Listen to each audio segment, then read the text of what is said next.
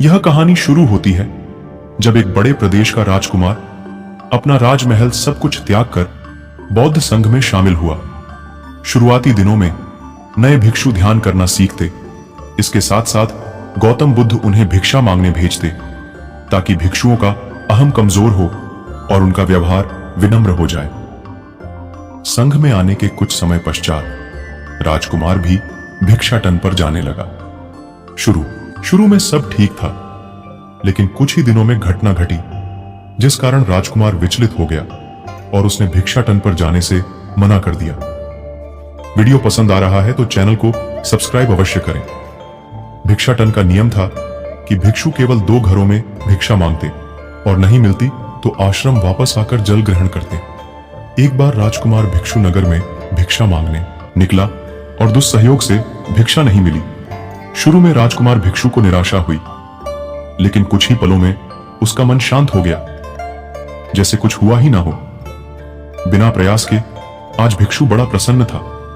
उसने लौटकर गौतम बुद्ध से कहा, आज मुझे भिक्षा प्राप्त नहीं हुई, लेकिन मेरा मन शांत है। ना किसी विचार ने मुझे परेशान किया। गौतम बुद्ध भिक्षु की सारी भावनाएं समझ रहे थे। तथागत ने कहा, अच्छी बात है, अब तुम कल महल की तरफ भिक्षा मांगने जाना। भिक्षु ने आज्ञा का पालन किया और अगले दिन भिक्षा मांगने निकल गया। कुछ देर बाद जब भिक्षु महल के आगे से गुजरा तो उसे अपना महल याद आ गया कि कैसे वह ऐशो आराम का जीवन जीता था। भिक्षु ने सोचा, महल में खाने को स्वादिष्ट पकवान मिलते और सेवा करने को कई नौकर होते और सभी प्रकार के सुख मिलते। ऐसा सोचते सोचते भिक्षु के मन में इच्छा हुई कि आज बढ़िया भोजन मिल जाए। तभी भिक्षु सचेत हो गया कि यह सब अतीत की स्मृतियां हैं और मैं केवल इन्हें देख रहा हूं। पुरानी यादों के ताजा होने से मन में कुछ इच्छाएं प्रकट हो रही हैं। वीडियो को सब्सक्राइब अवश्य करिए। यह भी मैं केवल देख रहा हूं। अगर मैं इन शारीरिक इच्छाओं को पूरी करने की लालसा रखूं तो मैं मन की शांत और यह जागृत अवस्था खो दूंगा। भिक्षु ने महसूस किया कि जब जब हम स्वयं को 2 कदम आगे ले जाते हैं, चेतना का स्तर ऊपर उठाते हैं, तब तब मन इस प्रकार के खेल खेलता है। जब हम मन को शांत करने लगते हैं तब मन हमें बेचैन करने की पूरी कोशिश करता है। भिक्षु यह सोचकर बहुत खुश हुआ क्योंकि आज उसने आत्मचिंतन से मन के बारे में गहरी समझ और सूक्ष्म दृष्टि प्राप्त कर ली।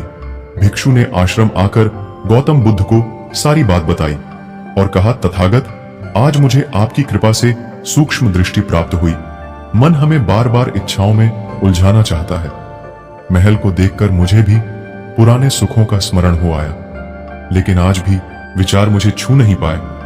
गौतम बुद्ध ने कहा, अच्छी बात है, कल नगर की दक्षिण दिशा में जाना, वहां एक हवेली है, वहां मन और विचारों पर उपदेश देकर आना। भिक्षु बहुत खुश हुआ। आज वो जल्दी जल्दी चल रहा था क्योंकि वो उपदेश देने जा रहा था। पर दोस्तों, इस बार की यात्रा भिक्षु पर भारी पड़ने वाली थी। कुछ ही देर में भिक्षु हवेली पहुंचा और भिक्षा के लिए आवाज सुनकर एक सुंदर युवती बाहर आई। भिक्षु ने सोचा कि इस युवती की सुंदरता को देखकर मेरे मन में कोई विचार नहीं आना चाहिए, क्योंकि मेरा यहां आने का प्रयोजन तो इसको उपदेश देना है। युवती ने भिक्षु को प्रणाम किया और कहा, आइए पहले भोजन ग्रहण कीजिए। भिक्षु ने भोजन किया, फिर सोचा कि उपदेश देने से पहले थोड़ा आराम कर लेता तो अच्छा होता। भिक्षु यह सब सोच ही रहा था। इसी बीच युवती ने कहा, श्रीमान, आपने अभी अभी अन्न ग्रहण किया है, अब थोड़ा आराम कर लीजिए, फिर उपदेश शुरू करना। यह सुनते ही भिक्षु सतर्क हो गया। जो योजना वह मन में बना रहा था, यह महिला वह सब बिन बताए करती जा रही थी। भिक्षु ने सोचा, यह सब संयोग है, यहां लोग भोजन के बाद आराम करते होंगे।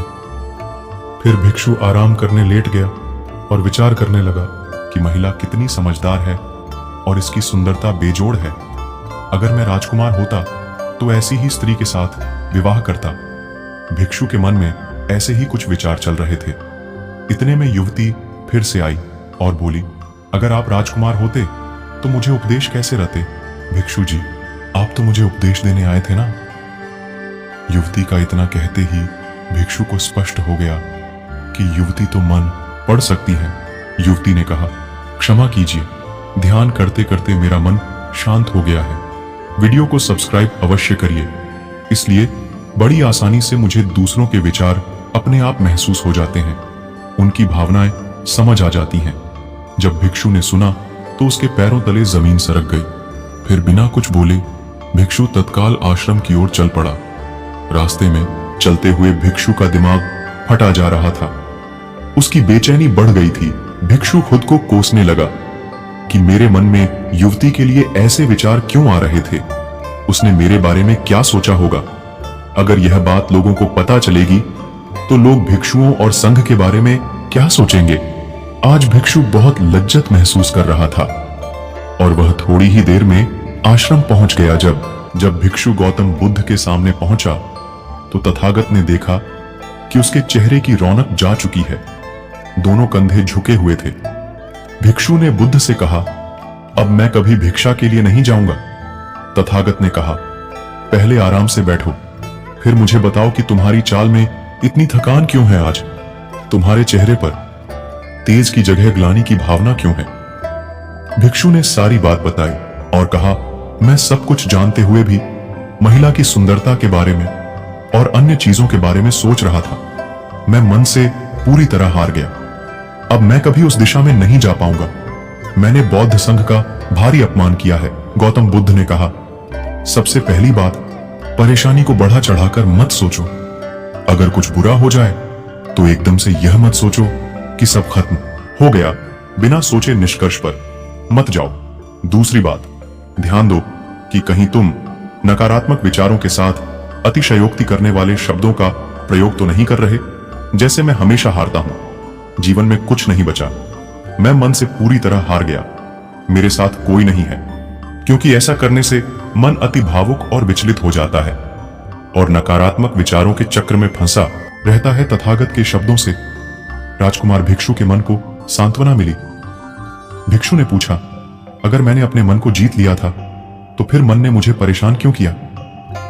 गौतम बुद्ध ने कहा, सबसे पहले यह समझो कि विचार पैदा कैसे होते हैं।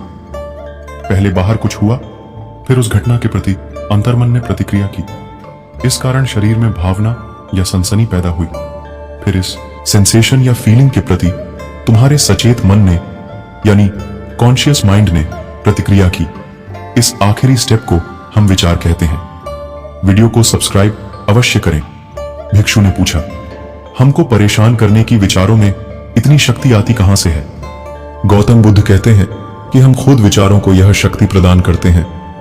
जब आप जजमेंट और सही गलत के टैग लगाकर विचारों को देखते हो तो उनके प्रति रिएक्ट करने लगते हो। एक विचार के साथ अन्य विचार भी सोचने लगते हो। जब तक आप खुद को जज करोगे तब तक मन आपको नीचा दिखाकर हावी होता रहेगा। भिक्षु ने पूछा, फिर मन शांत कैसे होगा। गौतम बुद्ध ने कहा, अगर विचार है तो शरीर में भावना भी महसूस हो रही है, क्योंकि हर विचार भावना के साथ प्रकट होता है। अगर आप अश्लील विचार महसूस कर रहे हो तो इसका मतलब है कि शरीर में एक भावना यानी सेंसेशंस भी महसूस हो रहे हैं और फिर आप उसके बारे में सोच रहे हो या रिएक्ट कर रहे हो। और इसी बात में मन को शांत करने का तरीका छपा है। हर विचार को देखना कठिन है, क्योंकि विचारों का वेग तेज है, लेकिन शरीर में महसूस हो रही भावना यानी सेंसेशंस को देखना आसान है, क्योंकि यह देर तक बनी रहती हैं। अगर इन्हें बिना जजमेंट के सही गलत का मतलब लगाए सिर्फ देखा जाए तो यह गायब भी हो जाती हैं। तब मन के पीछे जो शांति है वो प्रकट होती है और उस शांति में एहसास होता है कि मन हमारा कुछ नहीं बिगाड़ सकता। हमारा अंतर्मन कैसे ठीक होता है, नॉन जजमेंट से। अगर हम किसी भी इंसान या घटना या फिर अपने मन को बिना जजमेंट के देखते हैं तो मन के साथ साथ अंतर्मन अपने आप स्वस्थ और शांत होने लगता है। अगर तुमने मात्र यह देखा होता कि इस औरत के प्रति विचार केवल मेरे अंतर्मन के रिएक्शन के कारण है और यह मैं केवल देख रहा हूं, मन में बहुत कुछ चल रहा है, लेकिन मैं सांस के प्रति सचेत हूं, मैं शरीर में होने वाली प्रतिक्रिया को देख रहा हूं, तब भी तुम सचेत होकर दृष्टा भाव में लौट आते। मन के पीछे जो शांति है, वीडियो को सब्सक्राइब अवश्य करें। वह हमारी सबसे बड़ी ताकत है। हम बड़ी आसानी से विचारों को शांत कर सकते हैं और एक दिन यह जान सकते हैं कि किसी भी प्रकार का विचार चिंता असल में इस शांति को पार नहीं कर सकता। हम हमेशा विचारों से अछूते हैं। गौतम बुद्ध कहते हैं, तुम याद रखो, विचार तुमसे हैं। तुम विचारों से नहीं, तुम हमेशा ही अपने विचारों से शक्तिशाली हो, अपने डरों और चिंताओं से शक्तिशाली हो। अब तुम अगले 7 दिन युवती के घर भिक्षा मांगने जाओगे, और ध्यान रखना, अपने विचारों को जज मत करना। अच्छे बुरे विचार केवल तुम्हारा द्वार खटखटाते हैं। तुम केवल इतना याद रखना कि तुम वह शांति हो जिसमें सब प्रकट हो रहा है। अगले दिन भिक्षु पूरे मार्ग जागृत होकर चला। महिला के घर जाने से पहले थोड़ी घबराहट हुई, लेकिन भिक्षु दृष्टा भाव में बना रहा। विचारों को, शरीर में उठ रही भावनाओं को, डरों को, गिल्ट को, सबको बस देखता रहा। जब वापस लौटा तो वह पूरी तरह शांत था। आज उसमें मैंने मन को जीत लिया है, यह अहंकार भी नहीं था। आज उसने सही मायनों में मन को पार कर लिया था। कहानी कैसी लगी कमेंट बॉक्स में जरूर बताना। फिर मिलेंगे नेक्स्ट वीडियो में।